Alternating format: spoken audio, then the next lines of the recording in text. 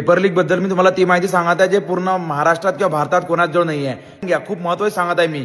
एक असते मेहनतीनं कमावलेला पैसा, मेहनत करणारे मायबाप, आणि एक असते ज्याच्या घरी फुकटाचा पैसा आहे. आता बेकार शब्द नाही आपण वापरू शकत, पण तुम्ही समजून घ्या.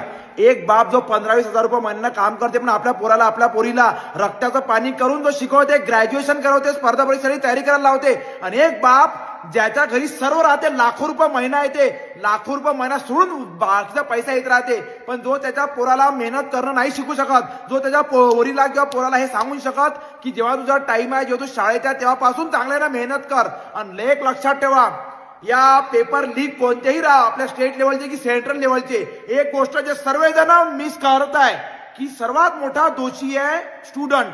नाही, स्टुडंट नाही, ते मायबाप, त्या स्टुडंटचे मायबाप जे त्याच्यासाठी 10, 15, 20, 50 लाखाचा पेपर घेते. एक लक्षात ठेवा बेटा, मेहनत करणाऱ्या मायबापाजवळ 15-20 हजार रुपये कमावणाऱ्या मायबापाजवळ एवढे 50 लाख रुपये नसते. ते म्हणतात आपल्या पोराला की बाबू तू 2च्या जागी 4 साल लाव, किंवा बाप लाखांचा पोटाला चिमटा देऊन तुला शिकवण, पण हे 10-50 लाखाचा पेपर विकत घेऊन द्यायची तुझ्या बापाची की तुझ्या मायची अवकात नाहीये. आणि हे तेच करू शकते ज्यांच्या घरी पैसा पडलाय. आता लक्षात ठेवा, तुम्ही एक गोष्ट समजा की त्या स्टुडंटच्या जवळ 15, 16, 17, 18, 20 वर्षाच्या स्टुडंट जवळ 10-20 लाख रुपये राहते घरे नाही राहत. तर या मागं सर्वात मोठा जबाबदार आहे, सर्वात मोठी जबाबदारी ज्यानं घेतली पाहिजे ते त्या विद्यार्थ्याचे मायबाप. बघा, पेपर विकणारे विकणारच.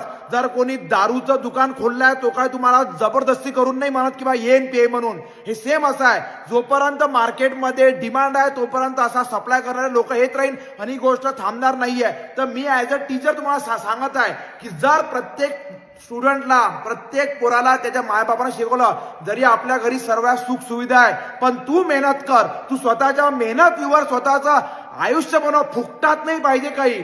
आता याच्यामध्ये नुकसान होते दिवस रात्र अथांग मेहनत करणाऱ्या त्या साधारण त्या गोरगरीब, त्या शेतकरी, त्या मजूर लोकांच्या पोरांचं. आणि ज्यांच्या घरी पैसा आहे ते 10, 20, 50 लाखाचा पेपर येऊ शकते. मला एक समजत नाही, जर तुमच्या घरी एवढा पैसा आहे, इथिक्स, नीतिमूल्य कुठं आहे?